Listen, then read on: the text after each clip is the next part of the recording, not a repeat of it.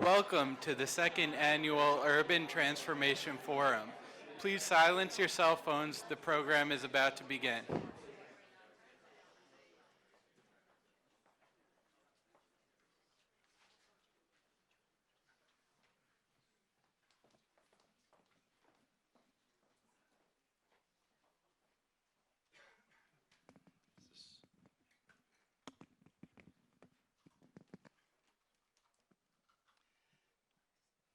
Good evening, ladies and gentlemen.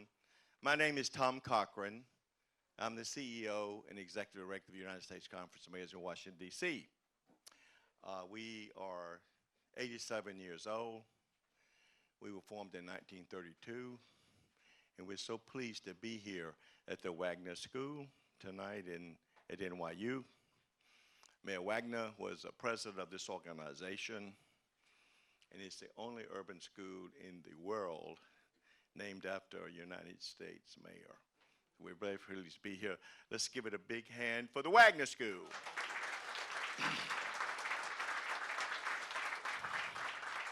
We appreciate very much tonight the Bonet Foundation for supporting our meeting on urban transformation. We meet tonight at a very serious moment. Today, the impeachment meeting began, the inquiry into that issue. We have bad weather. We have uprisings in Bolivia. A lot of things going on in the world. But every night and every day, there's a mayor in this world who's making sure that our cities are safe, that the poor are protected, all people are protected, and we'll make sure that we do the best we can for serving the people in this United States and around the world. I have just returned from Durban, South Africa for the fourth meeting of the Global Parliament of Mayors. And tonight we have three issues that we're discussing. One is immigration, one is disaster relief, and the other is the digital. 3 days ago in Durban, Africa, we were discussing those same issues. Migration is a big issue for Europe, and immigration, they call it migration, we call it immigration. The immigration issue is a big issue for us. Disaster relief could be Katrina, could be a flood, could be tsunami, could be a mass shooting in Las Vegas, a mass shooting in Dayton, a mass shooting in El Paso. And who do they turn to when this happens? It's the mayor. It's the mayor of Dayton. It's the mayor of El Paso. It's the mayor of Las Vegas. It's the mayor of New Orleans when we have a flood, incredible flood, Katrina. On the whole question of digital, as we know, after Charlottesville, 357 mayors signed on to a letter decrying what happened in Charlottesville. This past summer, over 300 mayors signed a letter, digital letter, for background checks. In 1945, Mr. Dodd was there, the great senator who later he was a lawyer for the Nuremberg trials. He wrote his wife a letter. It took the letter 4 months to get to Connecticut. But today, we have the internet. We have this great internet where we can be advocacy. We have advocacy where we're making things happen because it's instantaneous. So tonight, we come to let you know that while nothing is happening in Washington, we're getting it done at the local level. We're getting it done on climate, we're getting it done to help the poor. We're getting it done to give you the cleanest water on earth, and we're getting it done to do the best we can for smart cities, smart transportation, because that's where it's all about. And wherever America is going, it's the cities of America that's going to get us there. So with that, I thank you for, I thank NYU again. We have a great partnership. Let us continue. And I'd like to bring up David Burnett from the Burnett Foundation to thank him also for his continuing contribution to our efforts. Thank you very much.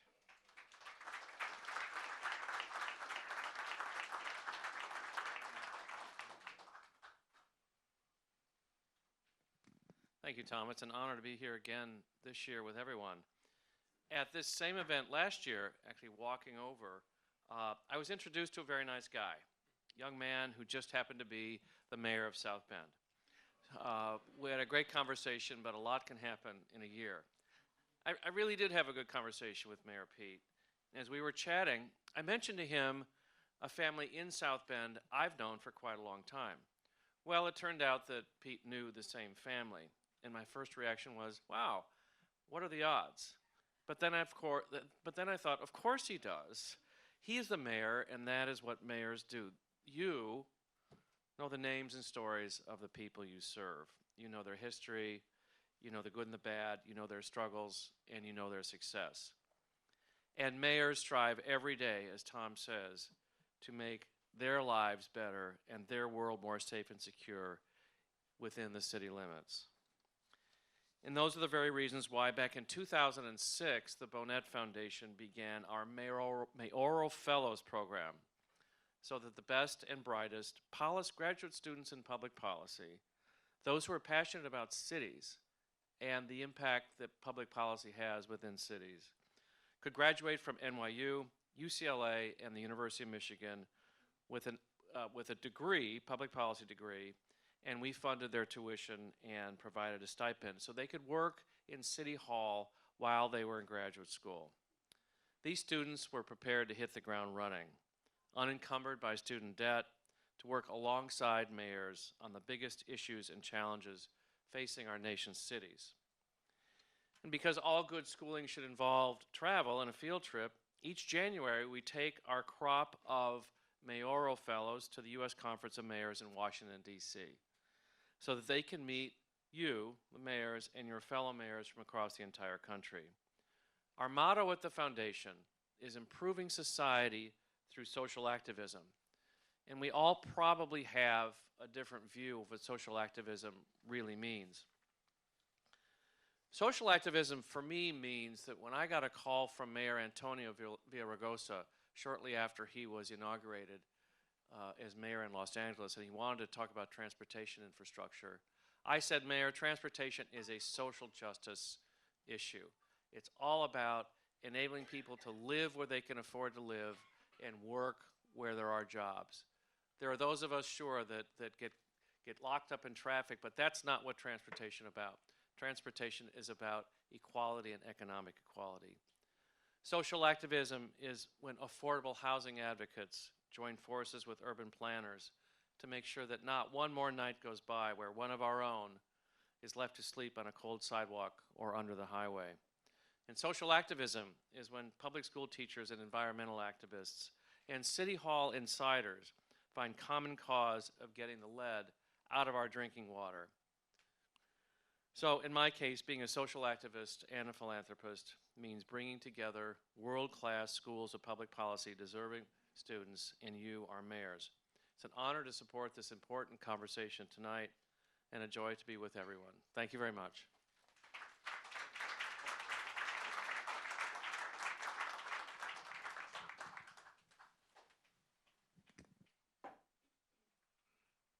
Good evening. I'm Gordon Campbell, professor of practice here at NYU Wagner School of Public Service. And on behalf of Wagner, it's my honor and pleasure to welcome you to tonight's second annual Urban Transformation Forum. Thank you to our partners, Tom Cochran and the U.S. Conference of Mayors, and to David Burnett and the Burnett Foundation. At NYU Wagner, we have a long history in public service, both here in New York, across the country, and for that matter, around the world. Being embedded in New York City, we infuse an urban perspective into everything we teach our students. Take almost any public service issue, affordable housing, education disparities, transportation, infrastructure, housing, poverty, and you'll find cities grappling with it. But our urban character at NYU derives not only from our location, but from our scholarly strength. As our president of NYU, Andy Hamilton, says time and time again, NYU is all things urban. We recently helped launch NYU's Urban Initiative, which brings together faculty from across academic fields in NYU's schools and institutes to work together and come together on important urban issues. We know that in order for our students to drive positive change in their communities, they must have a deep understanding of the urban context. And conversations such as tonight are so important, and they're so vital to helping us think through the big and challenging urban issues in public service today. And I'll momentarily invite our guests, our mayors, up for the discussion. But first, NYU Wagner and our co-sponsors all agree that a vital part of the forum would be hearing from you, the audience. And there are two ways you can take part. One, you can use the hashtag #ChangingCities, or two, you can use an index card, an old-fashioned index card, and write out a question. And if you have a question, just raise your hand with the card, and Usher will pick it up. Or if you don't have a card, an usher will give you the card. So now with that, it's my pleasure to introduce tonight's panels of esteemed mayors. The mayors are Becky Ames from Beaumont, Texas, Keith James from West Palm Beach, John Giles from Mesa, Arizona, Dan Horgan from Akron, Ohio, Gary McCarthy, Schenectady, New York, James Langfelder, Springfield, Illinois, and Shane Bemis, Gresham, Oregon. And please welcome the mayors as they join me on stage. Thank you.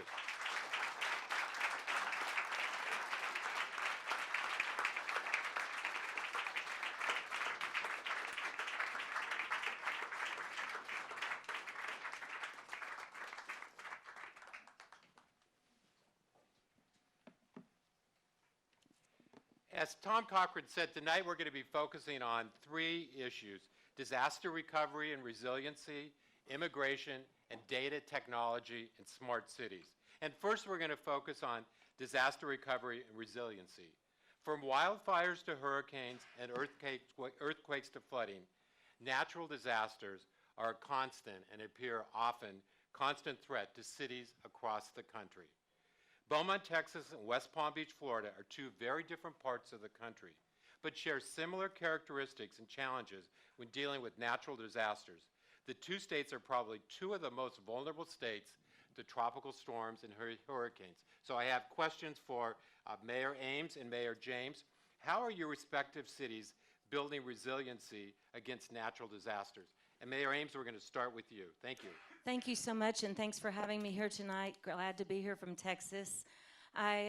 We use a mapping, GIS mapping, and we overlay with the FEMA maps to actually real-time track our flood zones, so we predicted where we would be flooded the most in Imelda and Harvey. A lot of data is used, which I know our community development director, who's in charge of that, went to this school, yay. Wow. And he's very smart, so I know y'all are too. But we have had our share, especially since I've been mayor in the last 12 years, recently with Imelda, which was rain bans. Before that, Harvey, which was a rain event for 4 to 5 days.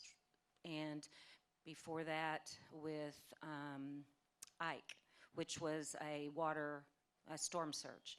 So they're all different. We prepare differently. But the other thing that I think helps a lot is self-reporting from our citizens. We have a 311 call center, and we use that during a natural disaster for citizens to self-report. And that works very well because it doesn't tie up our 911 system. And constant training of our staff. All of our staff, none of them work in their regular department for the most part when we have a natural disaster and when we stand up our emergency operations center.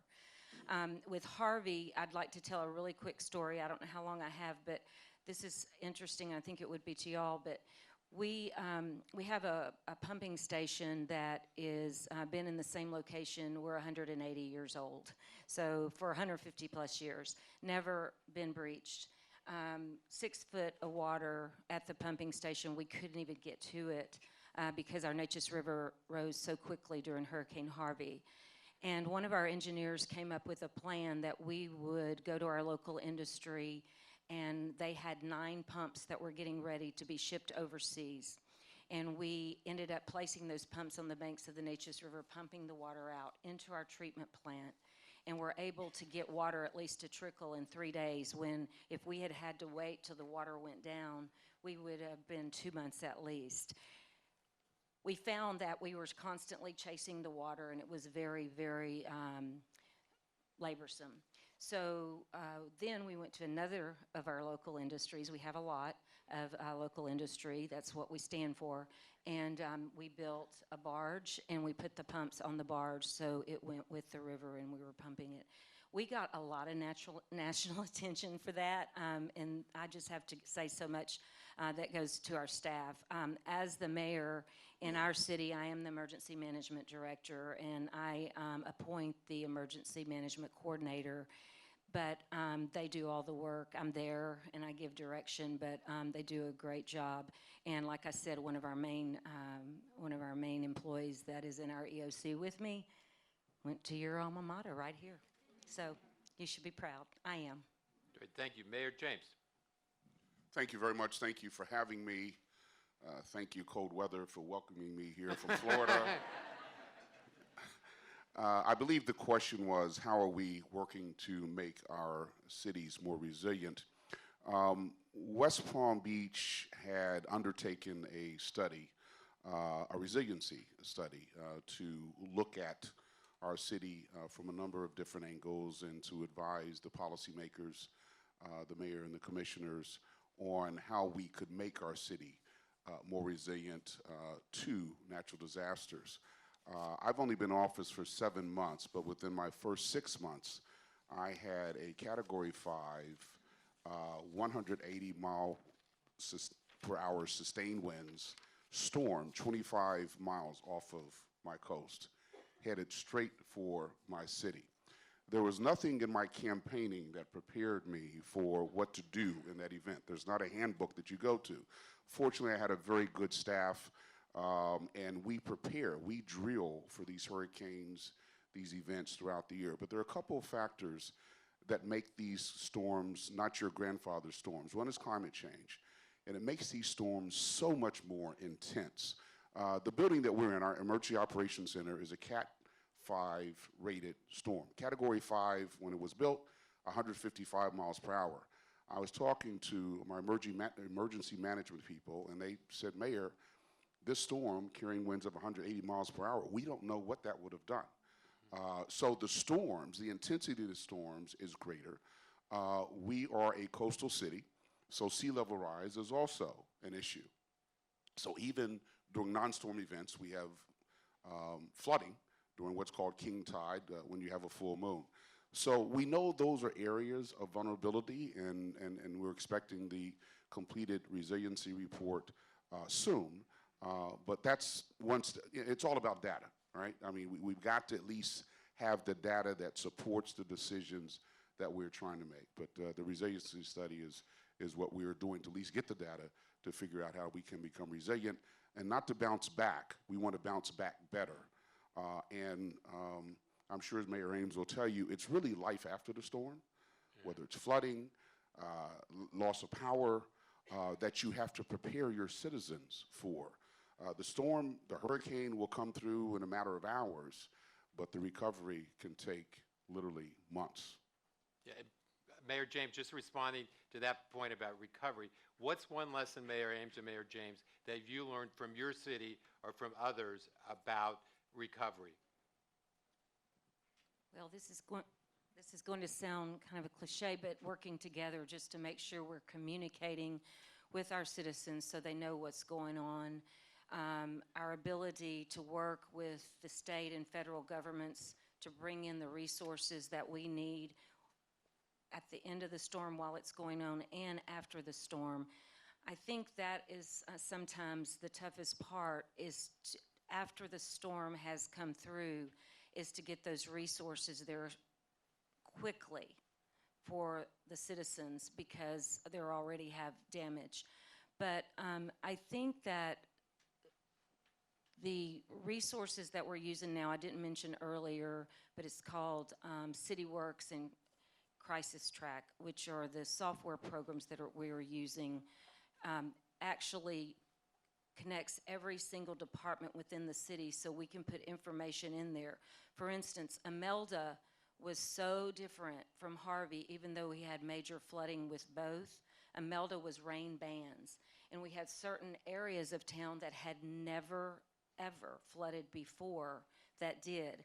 And that's why the maps that we use to get real-time situation analysis to prepare for that is so important, and to look at the flood zones, just to keep on top of that constantly. And we do that all the time, not just when a storm is going on. So I think that that would be the most important part, is just learning from every storm, because every one of them are different. And like I said, Imelda was shocking because the area that got the most water during Hurricane Harvey did not even flood. Near the Neches River, that was from the river rising, but the other parts of town that have never received it did. And so those flood bands changed. And like Mayor James said, we say Mayor Ames and Mayor James and hurricanes, right? I like that. Like he said, that's the most important, is to try to prepare to continue. And you can't 100% prepare, but there's a whole lot that you can do to make sure that what you've experienced before doesn't happen again. Unfortunately, I've been through 5 or 6 of them since I've been mayor. The 2 worst were probably, well, Ike was pretty bad, but Harvey and Imelda are in the closest to my mind in the last 2 years. Great. Thank you, Mayor. Totally different storms, though. Mayor James. Thank you very much. One thing we did pick up from down in your neck of the woods, Mayor Ames, was we recognized after the storm that hit Houston, I forget which name it was, that flooding was a major, major issue. And so we, some members of our fire department, got certified in freshwater rescue. Actually, the only team in the state of Florida that went through the rigorous training to get this certification. Recognizing that if we did have a major storm event, freshwater rescue would be very important. So we needed a team in place that could go to some of our streets and rescue people. And we're also available to help out at the state and regional level as well. The other thing that we had to learn, again, it's all about recovery, is we have updated our damage assessment capabilities. It's now all electronic. So we send out teams. As soon as a storm passes, we send out teams of employees, and they all have their assignments, and they will canvass the area. And they have these little, it's on their phone actually, it's an app, where they can record whatever damage they see, and then that gets fed back into the Emergency Operations Center, and we have a map there that could tell us where the most damage is. That helps us get resources out quickly. We have teams that are trained in how to cut through debris and trees and that type of thing. So each storm provides another opportunity for lessons learned, another teaching opportunity, but you have to take advantage of that. And so we are constantly trying to learn best practices from other parts of the country and from our past experiences as well. Great. Thank you. So for other mayors, how are you approaching disaster recovery and resiliency in your respective city, which could look and feel very different? Mayor Horgan. I'll be the first to grab the mic. First of all, thank you for having us here. Thank you. Listen, a great resource that we found right away was FEMA will actually they took about 70 of us from the county in a collaborative effort and took us down and kind of took us through the paces of some disaster recovery, what to do, planning, those type of things. And the fire and police department do this on a daily basis. It was more integrating a lot of the other departments in, like public service and like these other things. We're not really prone to natural disasters in Akron. There's some flooding issues, maybe on a snow, but we've been dealing with that for 200 plus years. It's just having the resources to be able to do it, and I think the coordination to be able to respond to those things too helps. FEMA does it. They even came up to the city, put us through some more paces on drills and things like that too, which that helps. Practicing helps. Great. Other? Our staff always trains for disasters and major events. One thing I've learned, though, if you have a disaster and it does get a federal declaration, the key becomes the paperwork, to be able to do the accounting, to set up the accounts, to document the damages, to make sure that they're qualified for reimbursement. And so it's not something that your first responders are trained in, but to make sure your finance people and other staff have that skill set and are aware of what the process is, so that you can adequately and accurately document the damage that's been done. And if you don't get the form exactly right, FEMA will reject it, right, Mayor Langfelder? Well, it goes to coordination, and especially we had one that we had to react to a smaller community. And so it's different municipalities that can help you out. But most importantly, you should assess the assets within your own community.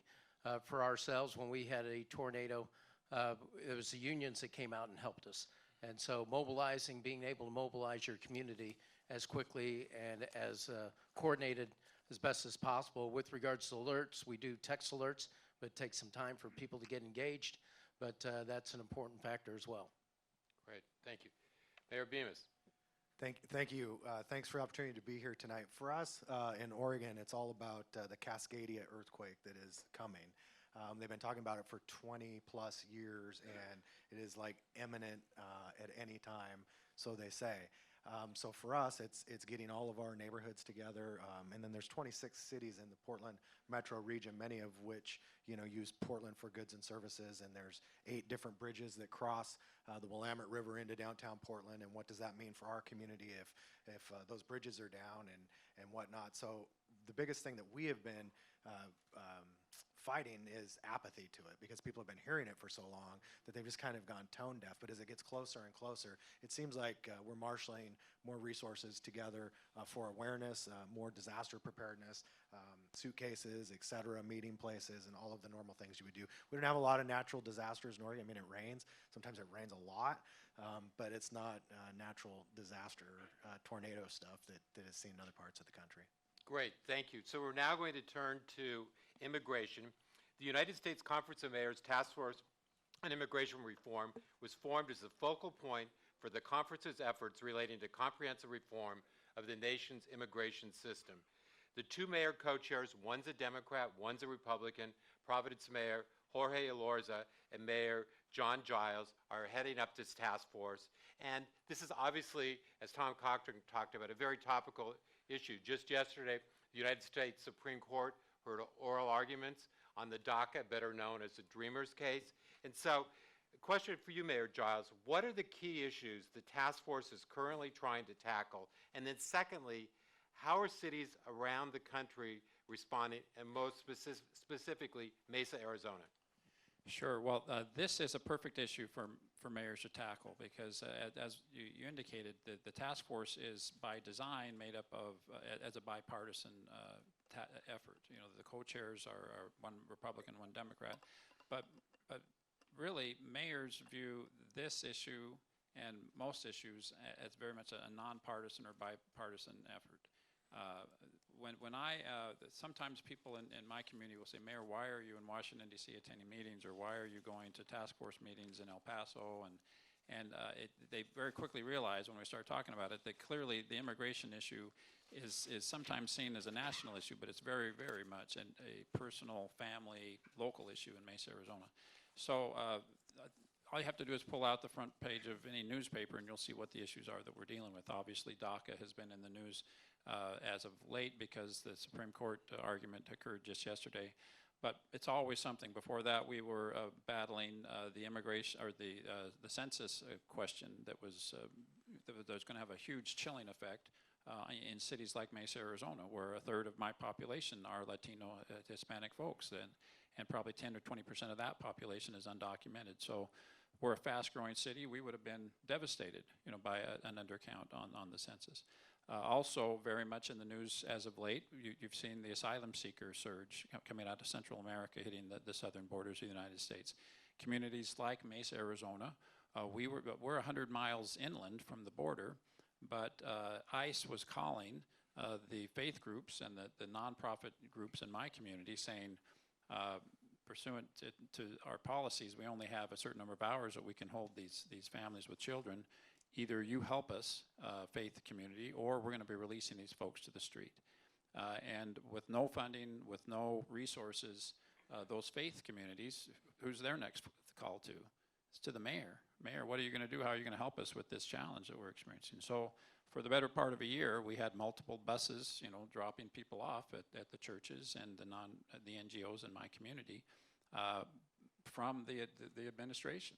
That this was their solution to the problem. So that's just, and we could keep going. So very much the immigration issue is a local issue. It's an issue that's on the doorstep of cities and towns. That's where it's being dealt with in real time. Great, thanks, Mayor Giles. Other mayors, in terms of how you're responding in your respective community? Mayor Horgan, you can start us out again.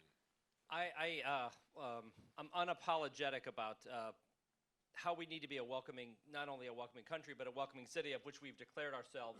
My grandfather fell off a boat from Italy and started selling vegetables, and 3 generations later, his grandson is the mayor of a town. I just had my granddaughter. We have capacity in the city of Akron. We need to grow. 56 years ago, we were at 300,000 people, and now we're at 2. We need more people. We've become a significant destination for Nepalese and Bhutanese refugees and immigrants. Now it's Syria and the Congo. Our arms are open, period.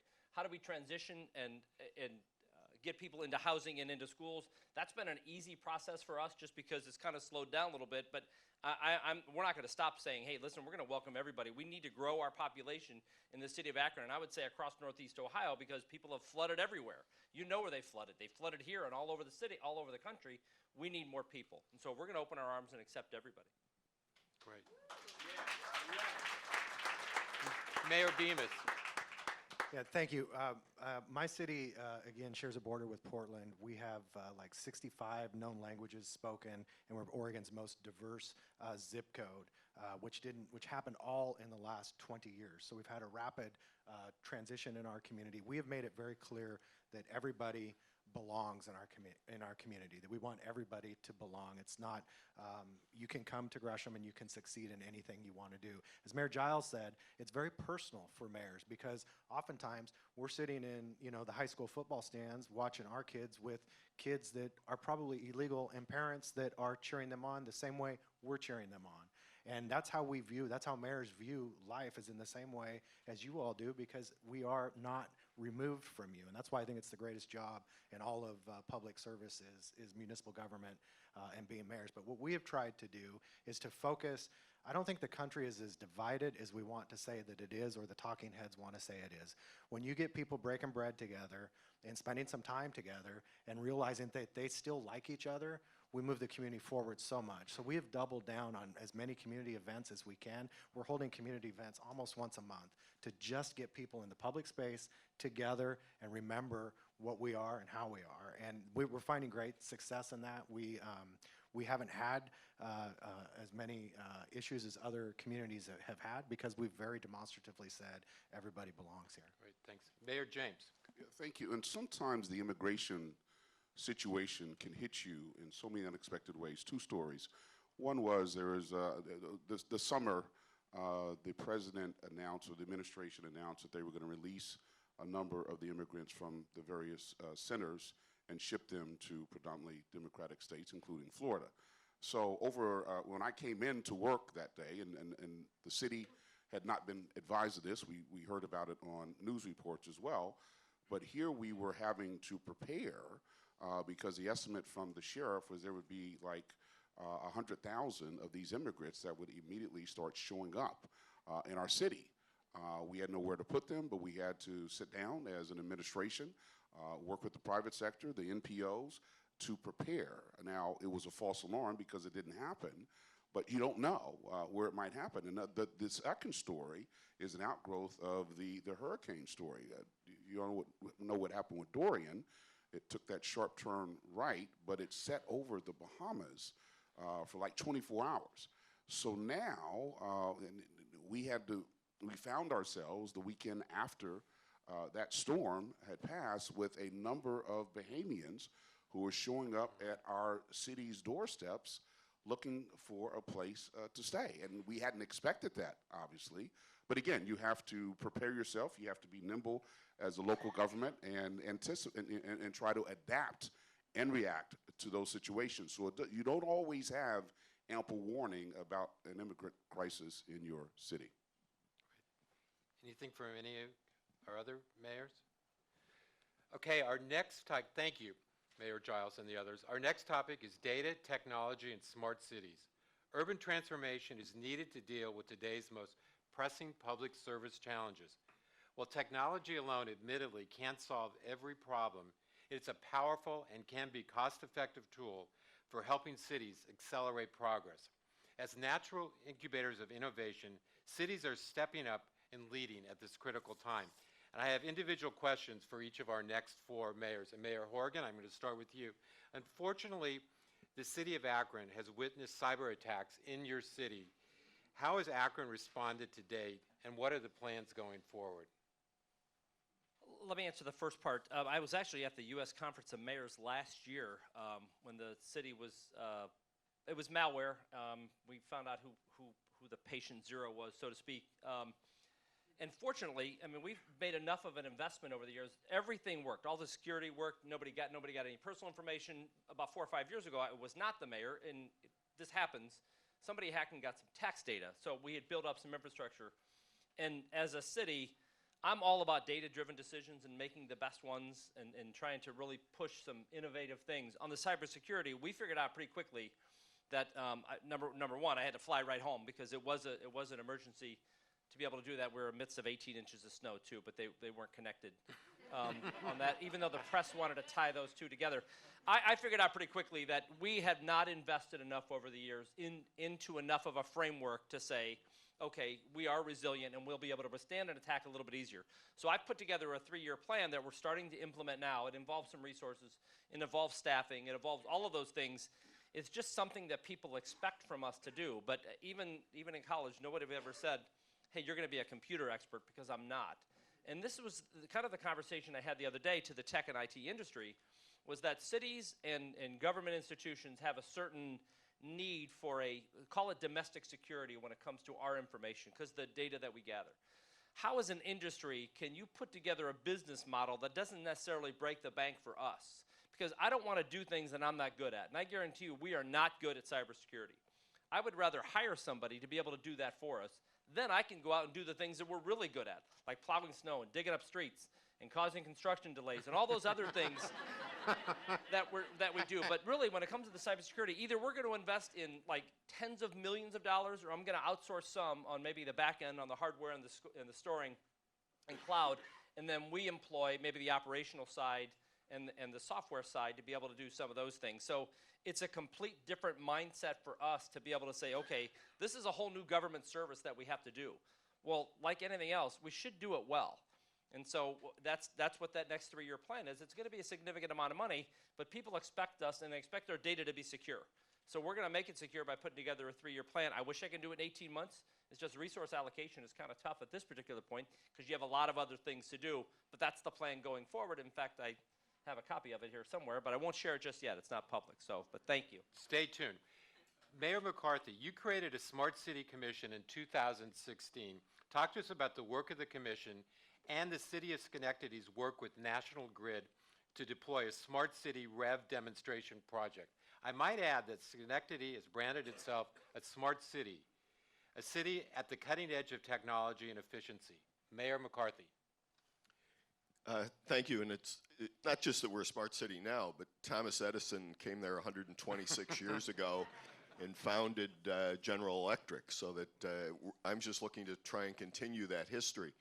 But I did get some community leaders, a technical background, brought them together, formed a Smart City Commission, and we looked at how do you take advantage of some of the emerging wireless and sensor-based technologies? And initially, our problem was National Grid, the utility. They controlled most of the light poles, they had the wire, they had a lot of the infrastructure. They were I'll call them a typical utility that was not really interested in doing anything different.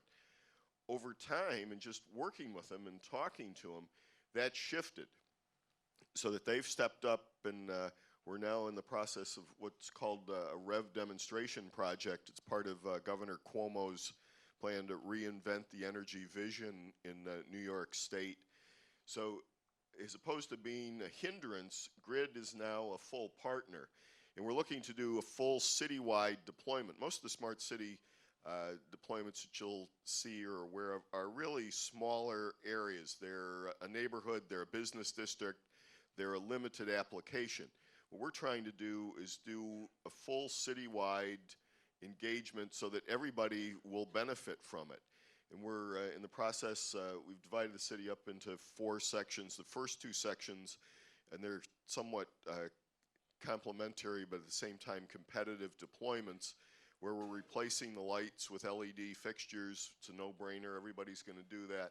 But simultaneously putting on the light poles and on the light heads optical sensors, Wi-Fi communication protocols. Also, National Grid wants a low-pan network in place. And we're trying to also build in backhaul capacity to make sure that we have the ability to handle all the information that's going to be generated from these sensors, not only today, but going forward in 5 or 10 years. It's an exciting project. There's a lot of variables in it. We've got the city, we've got the school district, got the healthcare community. We have just community groups that we're trying to bring in, trying to make people aware of the potential, and again, laying a footprint. So it's exciting. We're in the midst of the actual deployment now, and look forward to keeping everybody apprised as we get down the road 18 months to 24 months.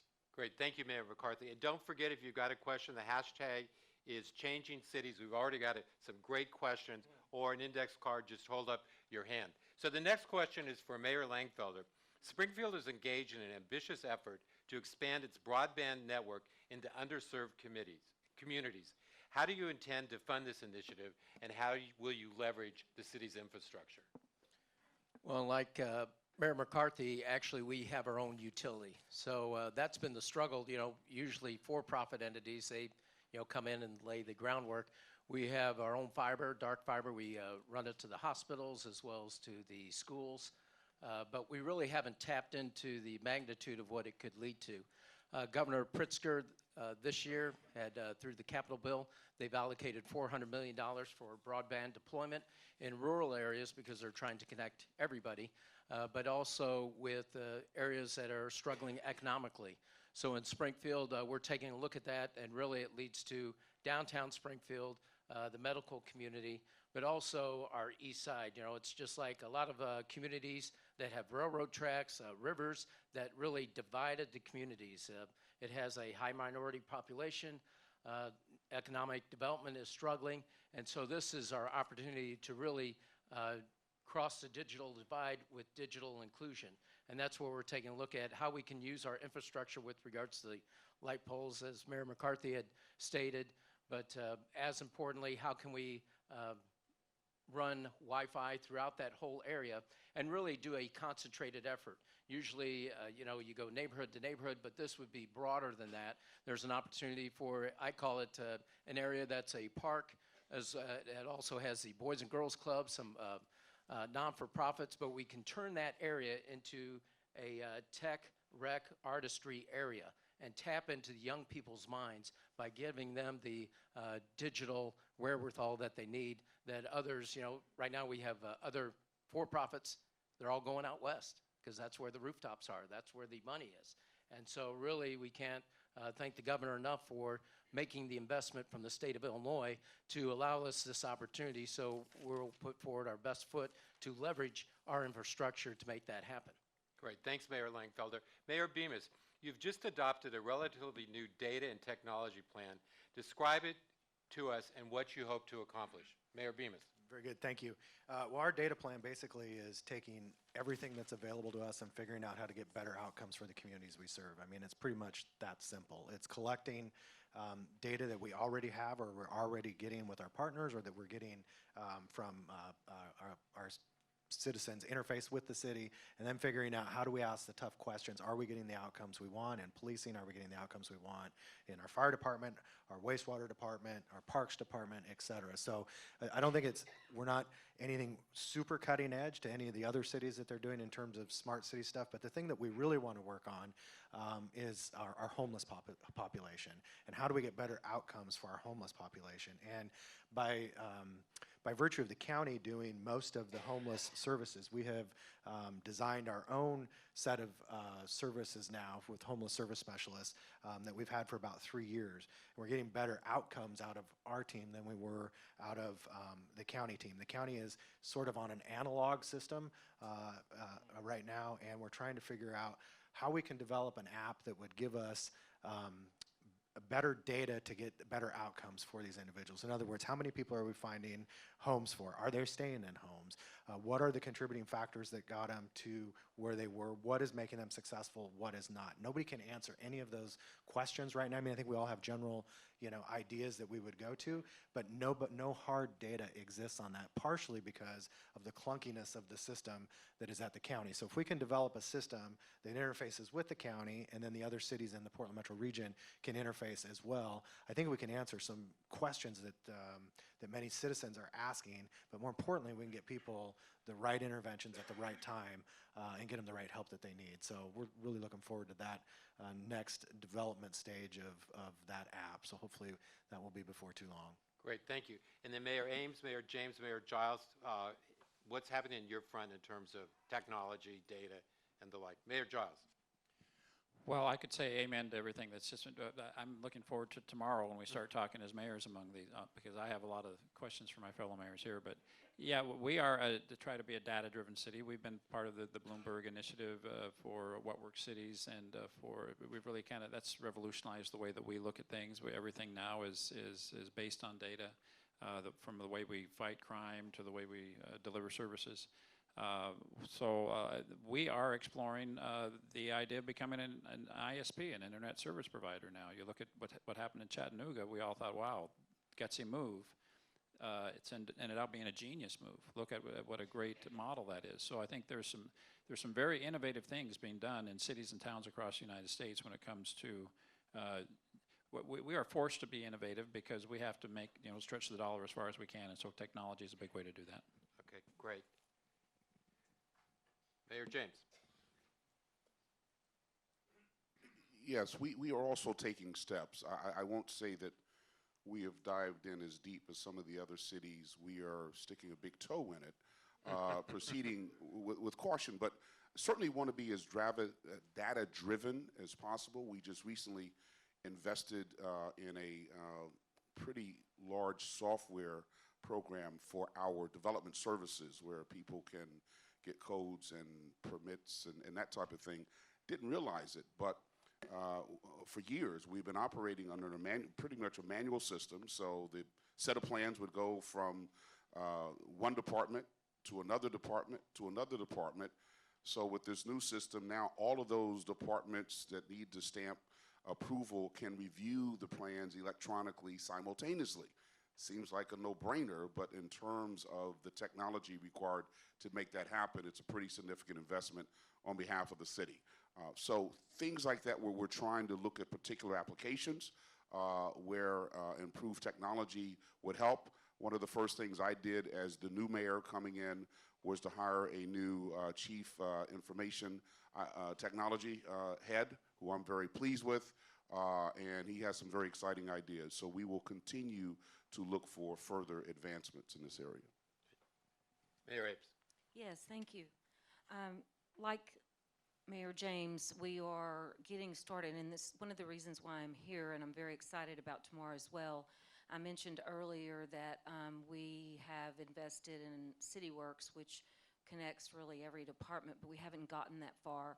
We've used it mostly based on what I've said earlier, hurricanes and national disasters. We were able to pinpoint with Imelda and Harvey where the rain was with that data that we have. So we're data driven in everything that we do in every single department. And so we are looking to, from a funding standpoint, along with information technology, to bring all of that together so we can better serve the citizens. Like I said, it's kind of a big toe in a way too, where we are starting, people can go online and we have apps for 311, a one-stop shop, those type things that they can go. But I think we need to take it further than that, because we're certainly a data-driven city, and our systems just don't talk to each other, and that's not good, because communication's the key, right? So. Thanks, Mayor Ames. And what a couple of the mayors are talking about is the Mayor's Leadership Institute on Smart Cities, which literally starts right after this forum this evening. So as Tom Cochran has and continues to say, cities are where it's happening, where real work and real progress is being made. And it's so evident tonight. So I've got a lightning round question for each of the mayors. 30 seconds, no more. How do you keep your head above water? How do you keep your head above water given the dysfunctionality in Washington, D.C.? Mayor Beamish, you're up. I think it's super easy. I mean, again, we're not removed from the people that we serve. So I can't send a mean tweet to somebody that I'm going to see in the coffee shop or that I'm going to see at the grocery store. And so we also have to govern. I mean, so you have to bring people together when you govern. And I think at the heart of every mayor is just a love, an absolute love for their community and the job that they do. I haven't met very many mayors that do not have that. And so the ability, again, to bring people together and remind them that they still like each other, and they do. I mean, it's magical when you get people together and you get them off CNN or MSNBC or whatever it is, and you get out in the parks and in your community, in your public spaces, enjoying each other, your children, and that's why we do the job. And there's no better job in all of American politics. All right, thanks. Yeah, I don't Twitter either. I'm more for verbal communication, but we're the home of Abraham Lincoln. So when, going back to the welcoming city or the immigration question, what I try to do is, how do I keep people together? And so we passed a resolution with regards to using Abraham Lincoln's words, government of the people, by the people, for the people. So we're all here as one. We protect each and every one of us. If there's someone that's breaking the law with regards to violence to one another, that's when our police force steps in. They treat each other equally, and that's what it's all about. Used to look at the federal government for leadership, for innovation, for creativity. I don't approach that anymore. Just you assume you got to solve the problem locally.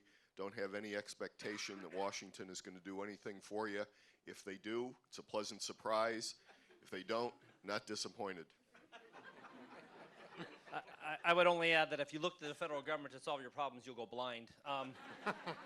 I will add this, and I'll make it the shortest answer. I think we are all up here, and I think we'll trip over ourselves talking about the love of our community, but you have to be, we're all political entrepreneurs, period. But you have to be authentic and be fearless, and I think that's the survival, is be authentic and be fearless. Well, I could just say amen. What you see is the difference between national politics and local government. I mean, it's an apples and orange scenario. So as much dysfunction as you see at the national level, you're seeing a real renaissance at the local level. You're seeing mayors, maybe because of a leadership vacuum, sucked up into being the people that are getting things done. Thank you. Mayor James. I would second, third, fourth, fifth, all of that as well. As mayors, we have to get stuff done. We have to produce for our citizens. If their garbage isn't getting picked up, if their streets aren't being cleaned, they will run into you at the grocery store and they will remind you of that. They will call, they're calling City Hall, they're not calling the state capitol, they're not calling the White House. And so our citizens they demand of us to continue to do the work of government. And so that keeps you focused. But I tell my senior team that we have to remain aspirational in what we do. You can't get so bogged down in the forest that you only see the trees and you don't recognize the forest. My vision that I've articulated to my team is I want West Palm Beach to be a community of opportunity for all. whether that's in education, whether that's in employment, whether that's housing. I want my citizens, each and every one of them, man, woman, boy, and girl, to find an opportunity in our city to fulfill their potential. And when you have that aspirational, that North Star, if you will, you continue to keep the trains running on time, but it really gives you the boost, the energy to build a bigger, better community for all your citizens. Thank you. Well, it's grassroots, so as everyone else said, we just have to stay the course and not let outside forces to affect us, because we are the ones that see these people and our citizens in the grocery stores and wherever it might be. But I think the other thing is there's a party going on in my town. We have a renaissance going on with industry, $54 billion in proposed and announced projects. So everyone is very excited, and that makes my job a lot easier. Don't get me wrong, they don't like flooding, but overall things are going well, and it's allowing a lot of the young people to stay in our city when they, as far as we're about 120,000 people, they'd moved to Houston or Dallas or wherever it might be, and now they're staying because of that industry. And so that does help a lot when you can think outside the box and do things that you don't always do as far as a city's concerned. And as Mayor James said, I love that part. Don't get bogged down in the day-to-day and just balance it and be able to do the day-to-day, but still think out the box and have some innovative ideas that can really make a difference in the quality of life for the people we serve. And I just want to thank each of you for your very inspiring comments. Particularly, we have so many students here that are all about public service. So let's hear what's on the audience's mind. So this is a question from John from Twitter. This is for any of you, how do you encourage innovation within your city departments when there are sometimes rigid boundaries that are often associated with bureaucracy? Or maybe you don't have that issue. Mayor Langfelder. Well, when I was treasurer, I came from banking, and we had different databases in all our departments. Actually, Public Works had 3 different databases. So we created a centralized database, and then that led us to centralized collections, things of that nature, but to CityWorks. And so now that's it's kind of building on where you were at before. So CityWorks, as Mayor Ames had said, it's with all departments communicating, and we're slowly chipping away at that, because in government, information's power. So when a new administration comes in, a lot of times it's the protectionism of the employee. You know, they don't think they can be replaced if they have the information. So what we try to do is instill that culture of information sharing, succession planning, and move forward in that direction through technology and also through just social aspects. Others?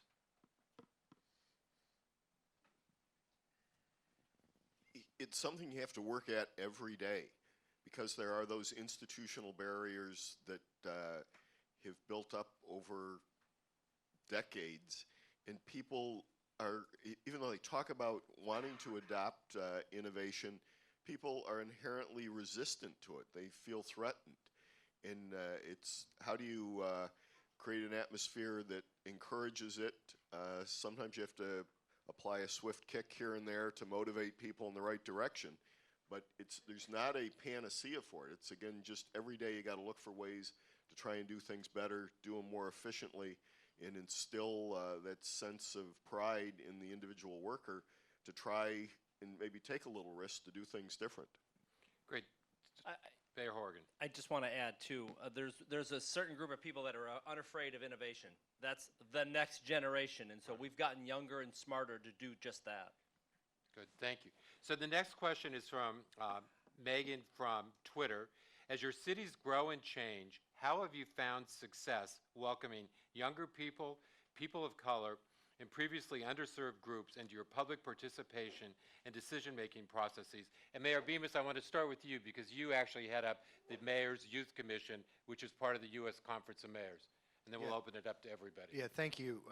One thing that we've been trying to do in all of the mayors in the conference, and certainly through this task force, has been trying to mobilize as many young people as we can, help them build efficient youth councils where they didn't previously have any, where mayors didn't have any, help them get out to register to vote, and then show them how to do town halls. That was the first 3 tenets of the Mayor's Youth Summit that we did. But to the question, I feel like the question you asked, Gordon, is particularly is exactly where our community has been. We are the youngest in the Portland metro region. We keep getting younger. Young families have moved to Gresham chasing affordability. They can buy a home that's $100,000 less than Portland.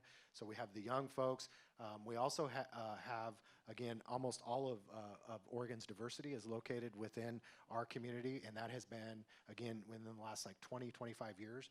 So we've had to figure out ways to be, which was traditionally an all-white, conservative, agricultural community, how to be inclusive and let everybody know that they belong. And part of that is what some of the other mayors have said, is to not be fearful and to speak truth.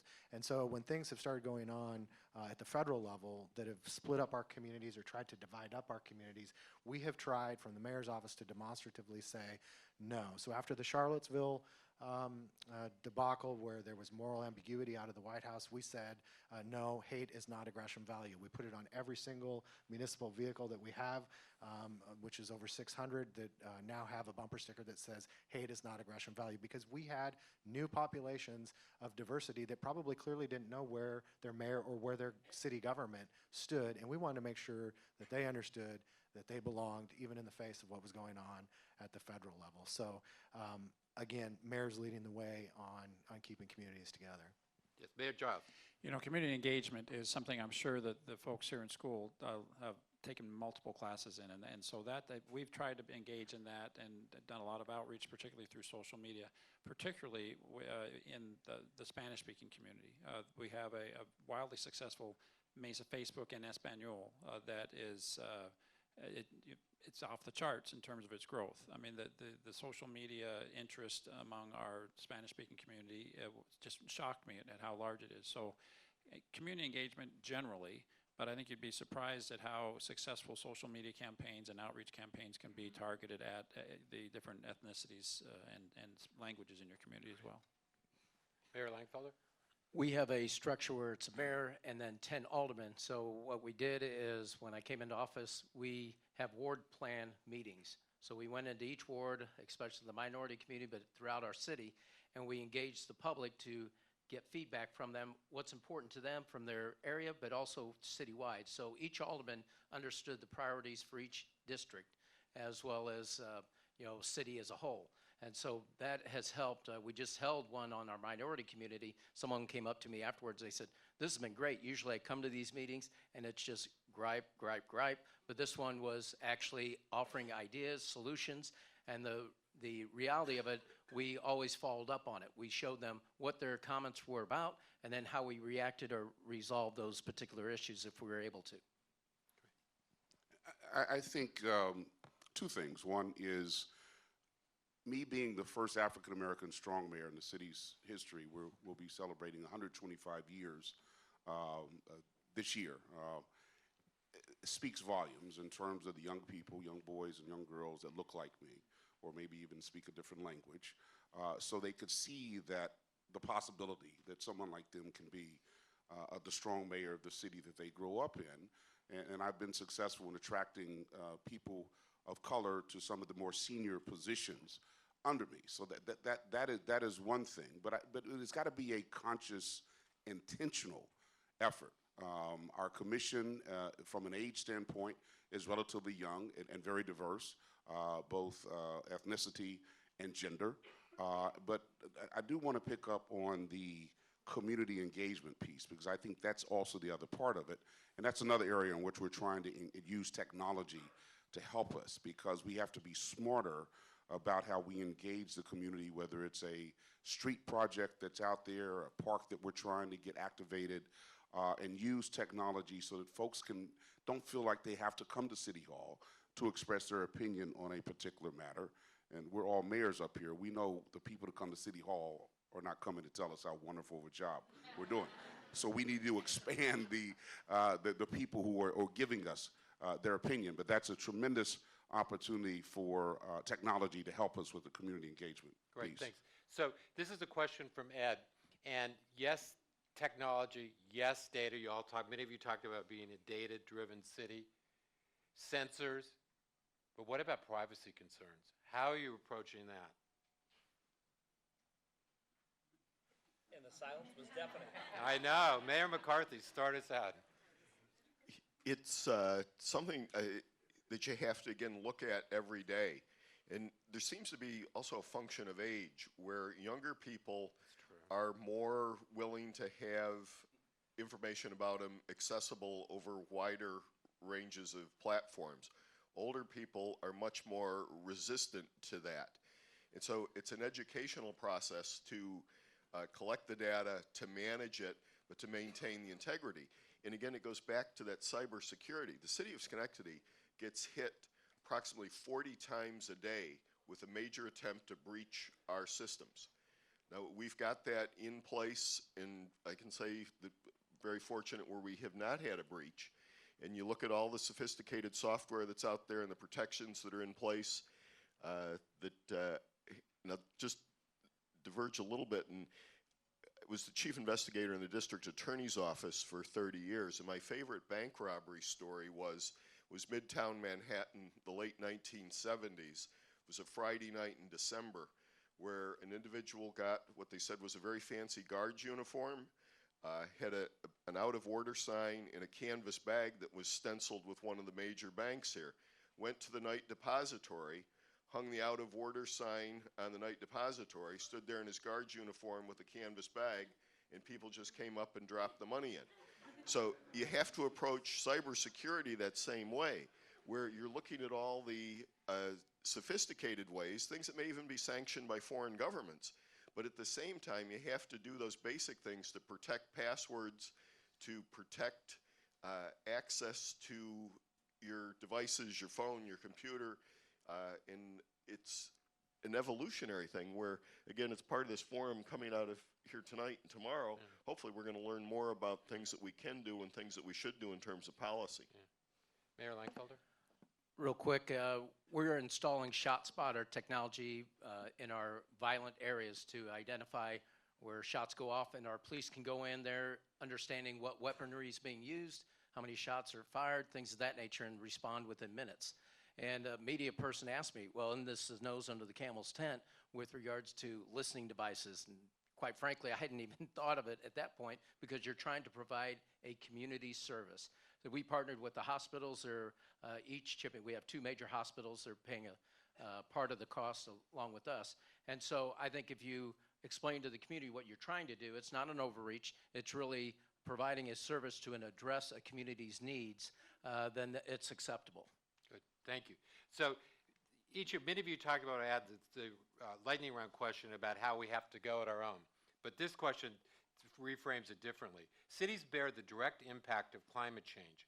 However, the sources of the problem are complex and global in nature. How can cities drive a reframing of this issue to support positive change? Mayor Bemis. I think it's all how you frame some of the issues. In Oregon, we're green by nature, and so we admittedly have a little bit more easier time in talking about some of the issues. But we took when I first became mayor in 2007, I signed the Mayor's Climate Protection Act as like the 350th mayor across the country to do that. I had no idea what I was signing, other than I knew that I liked clean air, and so I figured it was something I could get behind. We took our largest energy user in our municipal operations, which was our wastewater treatment plant, and we made it net zero over a 9-year period. So now produces more energy than it consumes, and it saves our ratepayers over $1 million a year. So when we talk about that, we talk about why it's green for the right cash money to our ratepayers, but we also talk about the back end of it, that it's green for the environment, and we have all of these other outcomes that come for it. And I think that in climate, actually, I think the only place in the country where things are getting done is in the cities. I think you can look at mayors all over this country that are innovating in ways that are affecting a better climate, but they're also saving ratepayers money in many of these different disciplines, which is a great place for it to be able to be spoken at in a nonpartisan way. Republicans are afraid to talk about it, and some Republicans are afraid to talk about it.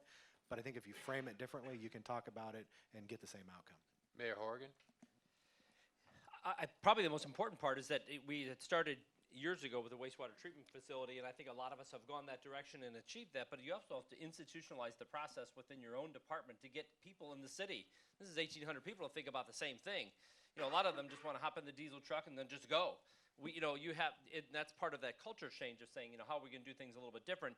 The other part of this is that it is not inexpensive to do, and it's not an excuse. I'm just telling you that we have a $1.2 billion combined sewer overflow project that we're doing, which a lot of consent decrees that across the country, but it's put an onus on ratepayers because there's no federal help to be able to pay for this.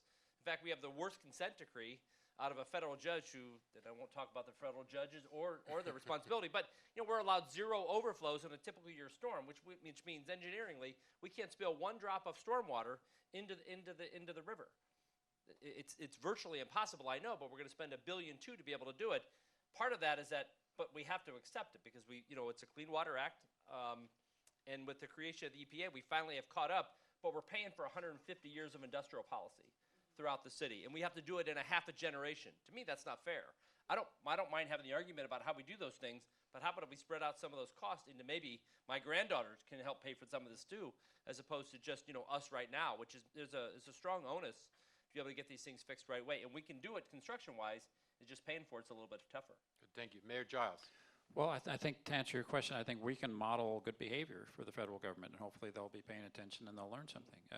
Again, environmental policy is just that. It's kind of a hypothetical, intellectual game in Washington, D.C., but that's actually happening is at the cities. We're the ones that are signing the contracts for renewable energy and building solar plants. We're the ones that are figuring out how do you recycle when the market has totally changed and nobody wants to buy your commodities for recycling.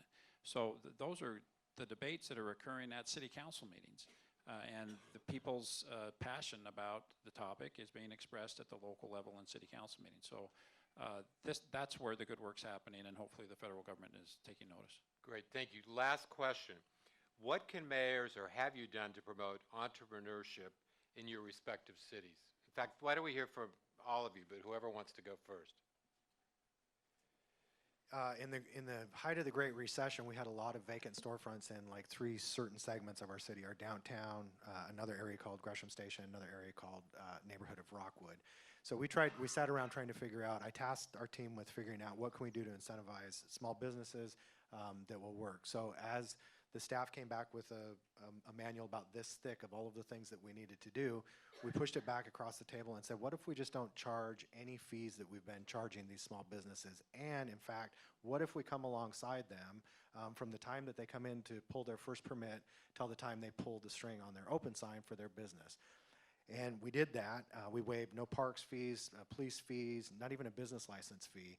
And we populated over 200 new businesses and like 300,000 square feet of retail. Almost all of those businesses are still here. We called it the Garage to Storefront program, which was if you're making something in your garage or you're doing something and the last impediment to you getting to market happens to be the city, we're going to get out of your way and we're going to help you every step of the way. And it was very successful. We ran for 3 years. We actually sunsetted the program. We ran 3 symposiums a year for our small businesses where we came in and taught them how to do social media, et cetera. And it was a pretty successful program. I think you just have to be flexible and nimble in local government. Mayor James. Thank you. I was a small business attorney before entering politics, so I recognize the value of small businesses to a city's economy. So one of the things that I really want to work on is building an ecosystem, an entrepreneurial ecosystem in our city. We have a burgeoning tech community in West Palm Beach, and I have had conversations with them because one of the things I've been least satisfied with their work, and we've given them money as a city, is the amount of, or the lack of diversity among their groups. And that's not just West Palm Beach. If you look at the tech community throughout the country, that seems to be an abiding problem. But I'm a strong believer that entrepreneurism, inventiveness does not know a certain zip code, does not know a certain neighborhood, and we have geniuses throughout all of our neighborhoods. So it's our responsibility as a city to open the doors, and if we can collaborate and help them find another problem with small businesses is obviously access to capital. So if I, as a strong mayor, can be a collaborator and a convener to match up the hold banks and other institutions that have money with our entrepreneurs, that could certainly help. But I think it's got to be a very intentional effort to ensure that the programs that you are utilizing are reaching out to all four corners of your particular city. Great, thank you. Mayor Ames? Yeah, short answer is Lamar University is in our city and recently opened, if you will, a think tank where inventors can come in and they help with funding and they go through the whole process, and the city has partnered with them in doing that. So these individuals that are entrepreneur-led or they want to be have a very defined path to follow. And then once they get through that and they're ready to open a new business, we do a lot of what was said earlier. If it is one of the individuals we partnered with through the university, then we will waive the fees, any type of fee, and also try to steer them toward reinvestment zones where we've established throughout the city in areas that need it. So I think it's been very successful.